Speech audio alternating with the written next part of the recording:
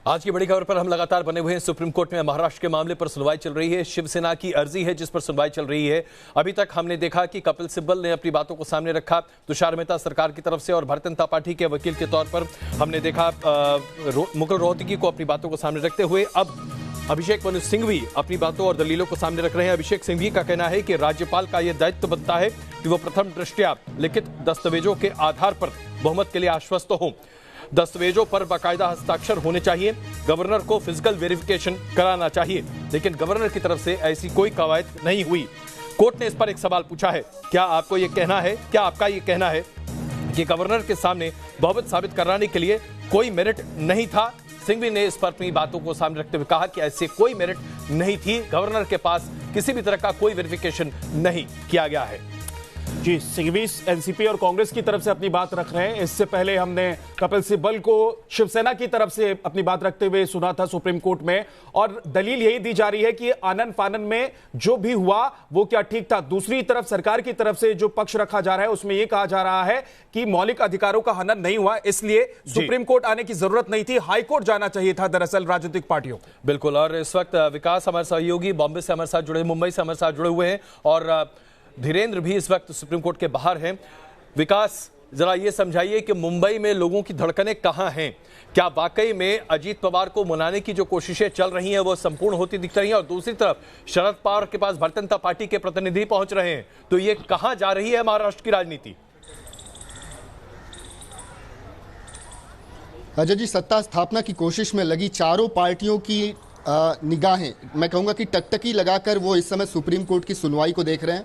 मैं आपसे थोड़ी देर पहले बीजेपी के जो मुंबई अध्यक्ष हैं आशीष शेलार, उनसे मिल चुका हूं। उनके घर पर वो भी यही काम कर रहे थे, वो न्यूज़ चैनल खोलकर वो एक एक पल पल की अपडेट देख रहे हैं। हालांकि जब मैंने उनसे ये सवाल किया कि आप कदाचित अगर कर्नाटक की तर्ज पर सुप्रीम कोर्ट की तरफ से इस किस्म का निर्णय आता है कि 24 या 48 घंटों के भीतर आपको बहुमत साबित करना पड़ता है, तो क्या आप लोग तैयार हैं क्या, या फिर 30 नवंबर तक का आप लोग इंतजार करना चाहते हैं, थोड़ा वक्त चाहते हैं? इस पर उन्होंने बड़ी बेबाकी से और बड़े दो टूक अंदाज में कहा कि बीजेपी जिस वक्त चाहेगी बहुमत साबित कर लेगी। सुप्रीम कोर्ट का निर्देश जो भी हो, अगर 24 घंटे का भी वक्त दिया जाता है तो बीजेपी के पास इस समय वो कुवत है कि वो 170 से ज्यादा संख्या बल पटल पर दिखाकर वो बहुमत साबित कर देगी। हालांकि इस विश्वास के पीछे आधार क्या है ये अभी तक समझ में, बीच में रोक रहा हूं, इतना कॉन्फिडेंस भारतीय जनता पार्टी के प्रदेश अध्यक्ष को कहां से आ रहा है? इस जवाब को उन्होंने गोपनीय रखा हुआ है। हालांकि मैंने सवाल जरूर किया था उनसे कि इस विश्वास का आधार क्या है, क्योंकि जिनकी मदद के बूते आप लोगों ने शपथ ली है, अजीत पवार, वो तो अभी अपने खेमे में बिल्कुल अलग पड़े दिखाई दे रहे हैं, अलग थलग है, उनके साथ कोई विधायक नहीं है। ज़्यादा से ज़्यादा विधायक तो शरद पवार के खेमे में आ गए हैं। तो फिर आखिर 170 का आंकड़ा आप किस आधार पर बोल रहे हैं? और इसको लेकर उनके चेहरे पर एक मंद मंद मुस्कान थी, और वो कह रहे थे कि आप देखते जाइए 170 या उससे अधिक विधायकों को, 165 विधायकों के होने का दावा विकास किया है। अब सवाल ये भी है अजय जी कि 165 विधायक होने का दावा शिवसेना की तरफ से, 170 विधायक होने का दावा बीजेपी की तरफ से, लेकिन निगाहें टिकी हुई है सुप्रीम कोर्ट पर, क्योंकि हमने जो पिछले कुछ फैसले देखे, चाहे वो कर्नाटक के देखे, तो बहुत ज्यादा वक्त कोर्ट की तरफ से दिया नहीं गया। अब बड़ा सवाल तो यही है विनोद जी कि अगर 24 घंटे और 48 घंटे का वक्त बीजेपी को मिलता है तो बीजेपी के लिए क्या बहुमत साबित करना आसान होगा, या फिर कर्नाटक में जो हमने देखा एक बार वैसी स्थिति बन सकती है फिर से? देखिए, अभी तक जो दिखाई पड़ रहा है उसके हिसाब से बीजेपी के लिए बहुमत साबित करना आसान नहीं लग रहा है, क्योंकि आप देखिए एनसीपी के सारे विधायक लगभग कल विधायक दल की बैठक में पहुंचे, वो इंटैक्ट हैं। कांग्रेस के विधायक इंटैक्ट हैं, शिवसेना के विधायक वहां पहुंचे। हाँ, 54 में से 52 विधायक पहुंचे हैं। दीगर है कि वहां क्या स्थिति है? अजीत पवार और एक कोई विधायक और अलग रह गए। तो कुल मिलाकर के अभी ये तीनों दल जो है इंटैक्ट दिखाई पड़ रहे हैं, और इसलिए और बीजेपी को बहुमत साबित करने के लिए बड़ी तोड़फोड़ करनी पड़ेगी इन तीनों दलों में। मतलब या तो किसी एक बड़े दल को बहुत ज्यादा तोड़ा जाए, या तीनों दलों को में से फुटकर निकाला जाए। मतलब काफी मुझे लगता है अस्त व्यस्त हो जाएगा पूरा राजनीतिक समीकरण तोड़फोड़ कराने के लिए। तो इसलिए बीजेपी को समय चाहिए, और इसके लिए इसीलिए 30 दिसंबर तक का समय राज्यपाल ने जो दिया है, तो उनके लिए उनको लगता है शायद तब तक वो कुछ ना कुछ राजनीतिक करामात या करिश्मा कर सकते हैं। हालांकि कर्नाटक में नहीं कर पाए थे 48 घंटे में। तो ये, और जितना समय मिलेगा उनको उतना ही इन दलों की चुनौती बढ़ेगी कि अपने विधायकों को ये एकजुट रखना है। इनके लिए वो भी एक बड़ा चुनौतीपूर्ण काम होगा, क्योंकि हर विधायक सरकार बनाना चाहता है। इसलिए शिवसेना, कांग्रेस और एनसीपी की कोशिश है कि जल्दी से जल्दी बहुमत परीक्षण हो। और बीजेपी चाहेगी। बड़ी खबर सुप्रीम कोर्ट से जो लगातार हम ब्रेकिंग में दिखा भी रहे हैं, सुप्रीम कोर्ट की तरफ से पूछा गया है कि क्या गवर्नर के सामने बहुमत को लेकर कोई सबूत नहीं था। यह सुप्रीम कोर्ट की तरफ से जो जज बैठे हुए हैं उन्होंने पूछा है। सिंघवी ने कहा है कि नहीं, यह एक बड़ी बात है। और इसके बाद अब सुप्रीम कोर्ट क्या करता है अदिति जी, थोड़ा सा अब ये देखना दिलचस्प हो जाएगा। विद्या, एक सेकंड मैं क्षमा चाहता हूं। अभी अभिषेक मनु सिंघवी जो कि एनसीपी के तरफ से वकील के तौर पर खड़े हैं सुप्रीम कोर्ट में, उनका कहना है कि हमने 54 में से 41 एनसीपी विधायकों का समर्थन पत्र राज्यपाल को भेजा है। यह साबित करता है कि बीजेपी के द्वारा एनसीपी विधायकों के समर्थन का दावा गैर कानूनी है। धीरेन्द्र पुंडीर इस वक्त हमारे साथ मौजूद हैं। धीरेन्द्र, अगर देखा जाए तो संख्या बल के हिसाब से एक धड़ा 165, 170, दूसरा धड़ा 165, 170 की बात कर रहा है। यानी कि हम 340 विधायकों की विधानसभा की बात कर रहे हैं महाराष्ट्र में, जहां पर दरअसल 288 विधायक ही हैं। ऐसी सूरत में जो छोटे दल हैं जिनके पास 29 सीटें हैं और उसके अलावा इंडिपेंडेंट्स 13, इनकी कितनी बड़ी भूमिका होती है?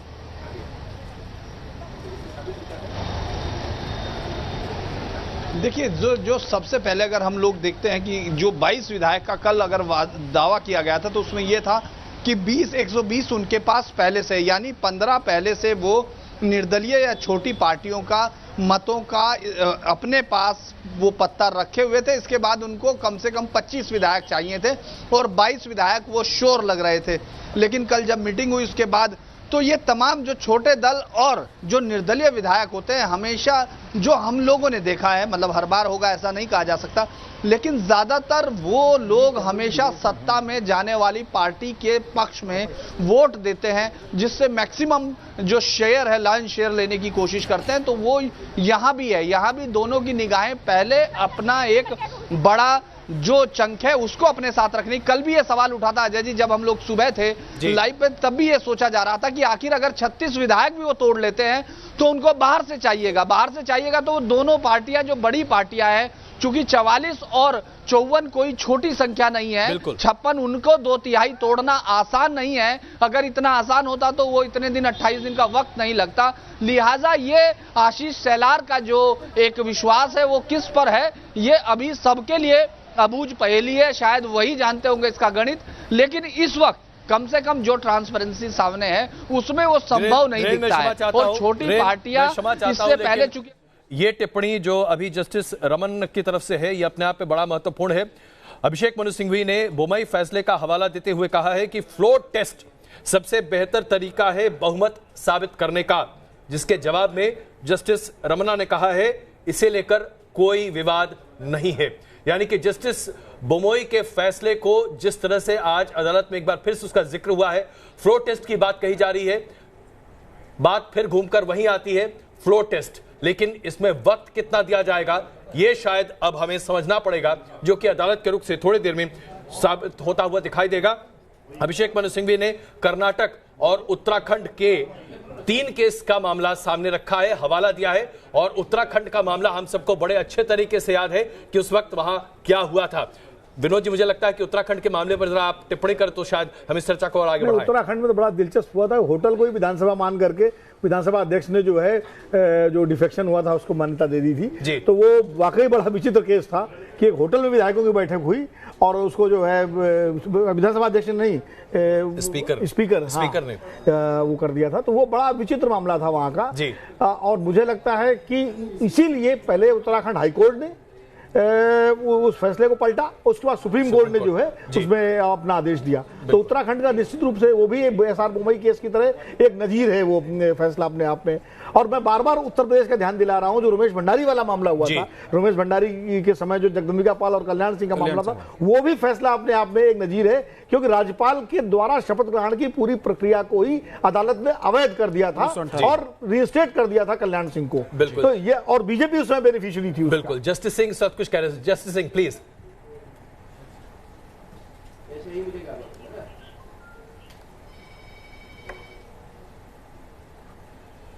जस्टिस सिंह, हम आप कुछ कहना चाह रहे थे अभी?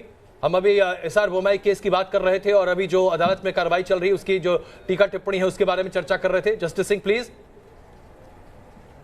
लगता है उन तक आवाज नहीं पहुंच रही है। अदिति जी हमारे साथ है। अदिति जी, अब दो बातें जो अभी हम एक सुप्रीम कोर्ट में दलील रखने के दौरान वकील कह रहे हैं, दूसरी बात ये कि जो कल हुआ था 41 विधायकों के समर्थन की बात अभी सुप्रीम कोर्ट में वकीलों की तरफ से कही जा रही है और कहा जा रहा है कि हमने एनसीपी के 41 विधायकों के समर्थन का पत्र सौंप दिया है।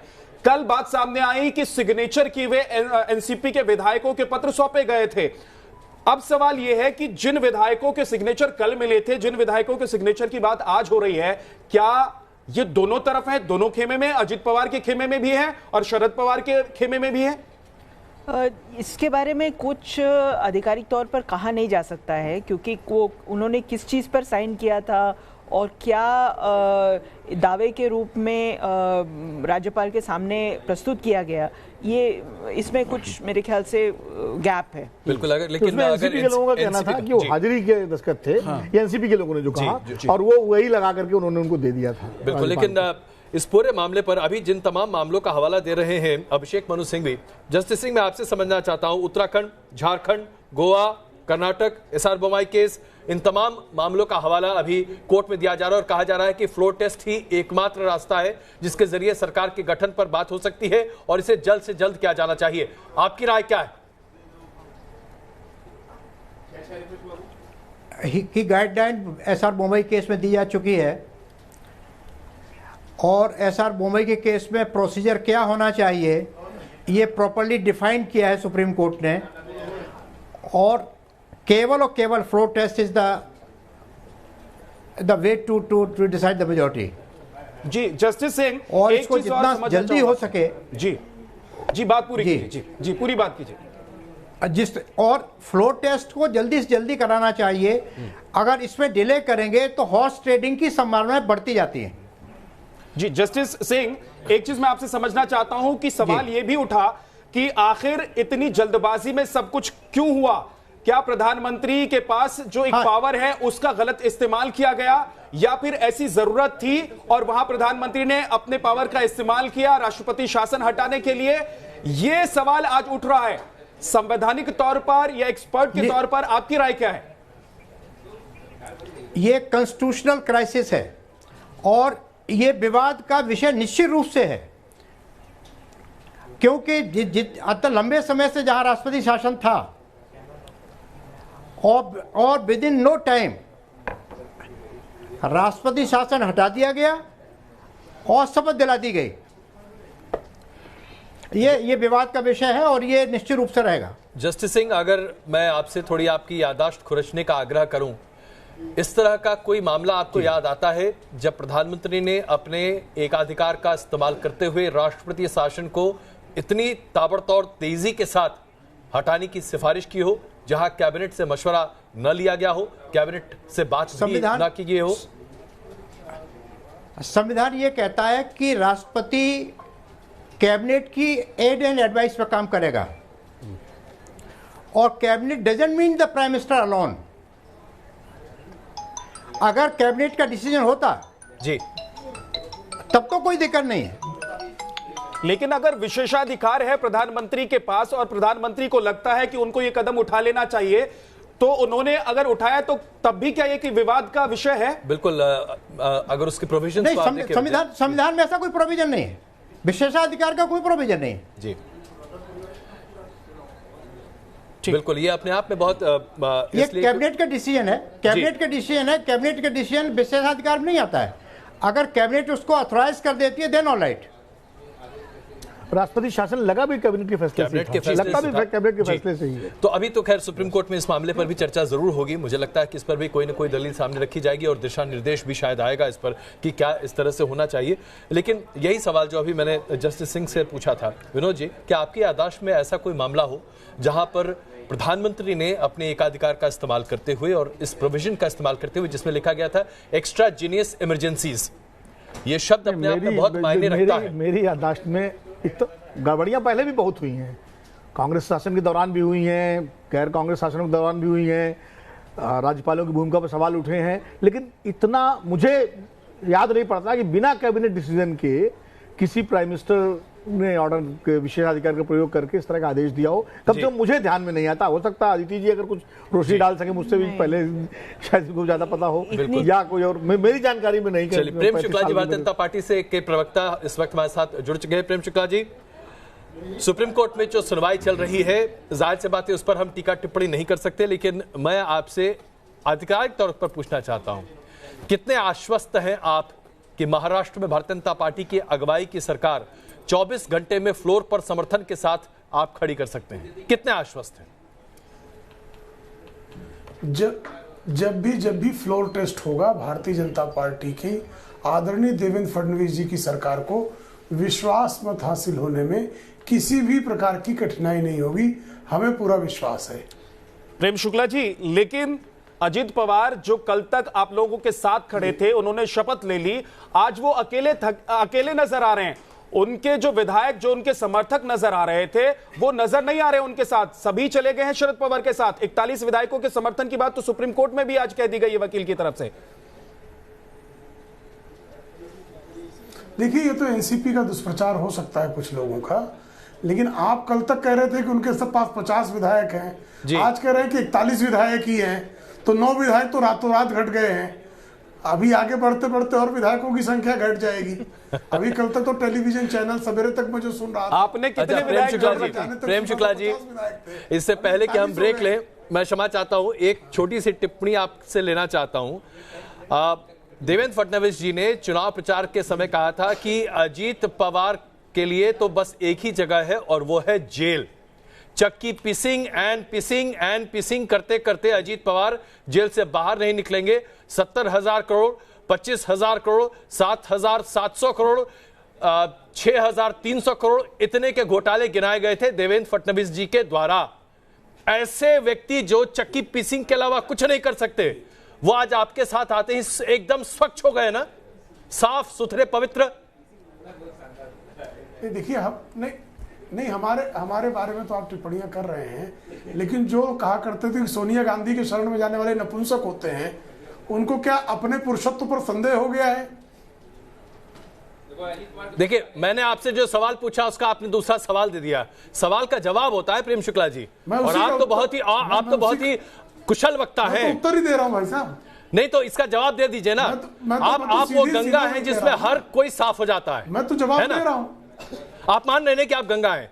देखिए, गंगा में तो हर कोई साफ होता ही है जी, गंगा में तो हर कोई साफ होता ही है, तो साफ करने के लिए, लेकिन आजकल लोग गटर में कूदकर समझ रहे हैं कि हम साफ हो जाएंगे। चलिए प्रेम शुक्ला जी, बस बने रहिए हमारे साथ, हम तुरंत वापस आते हैं। विशेष चर्चा भी जारी है और साथ साथ सुप्रीम कोर्ट के आदेश का इंतजार भी है कि आखिरकार कोर्ट से क्या फैसला आता है। बने रहिए हमारे साथ, महाराष्ट्र की पल पल की बदलती राजनीति पर विशेष कवरेज जारी है।